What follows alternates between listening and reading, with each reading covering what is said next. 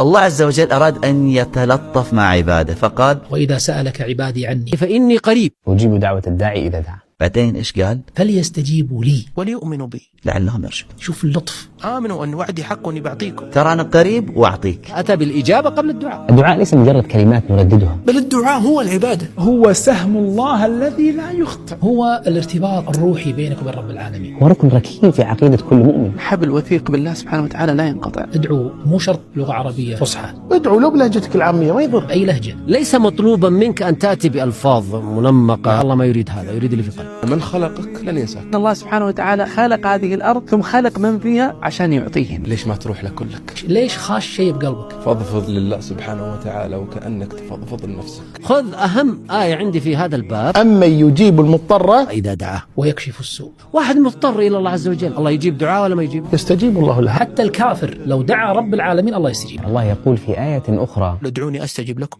أهم شرط للدعاء أنك تدعو وأنت حاضر القلب وأنت من داخلك موقن بالإجابة. أقسم بالله لن تعود بخذلان نهائيا. يعقوب عليه السلام كان يقول: إنما أشكو بثي وحزني إلى الله وأعلم من الله ما لا تعلمون. ما أشكي لكم أنا، إنما أشكو إلى الله، إلى الله فقط إلى الله. فحلو لما الواحد يودع لله شتات أمره. يا حي يا قيوم برحمتك أستغيث أصلح لي شأني كله ولا تكلني إلى نفسي طرفة عين. شوف طرفة العين هي هذه الرمشة. ما أجمل أنك تطلب الله بيبانها مشرع عليك 24 ساعة. إن الله حي كريم. لا يستحي إذا رفع أحدكم يديه أن يردهما صفرا. خيبتي. والوحيد اللي المفروض ما تتكلف في طلبه. الله سبحانه وتعالى يحب العبد اللحوح. شاني لحوح. لما أنت هذا الدعاء تلح فيه يوميا تطلب الله سبحانه وتعالى بنفس هذا الدعاء بدون تكلف. ادعو الله بأسمائه. ولله الأسماء الحسنى فادعوه بها. اطلب الله تشهد بأسماء العظمى. فهو الوهاب، العزيز، الحكيم، المعطي، الرزاق، العليم، الكريم، القوي، القادر، الجواد، الغني. فيا غني أغنني، يا كريم أكرمني، يا جبار اجبرني، يا قوي